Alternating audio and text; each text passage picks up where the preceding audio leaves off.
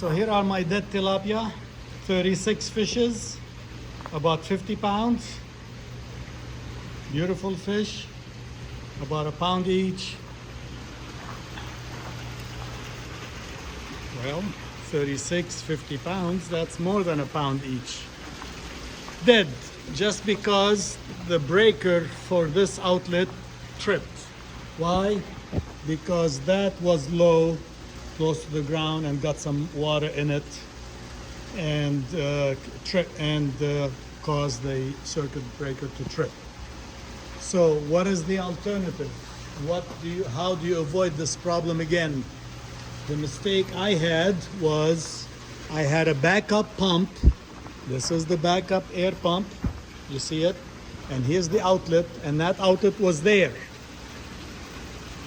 The backup air pump should have been on another outlet. This way, if this trips, even if the water shuts down, the water circulation, that's fine. And the filtration, that's fine. But the fish cannot live without air. And we have a backup air pump because the spare pump here, that you see it here, I just unplugged this extension cord from there, and I'm ready to put it on that outlet there that you see it over there.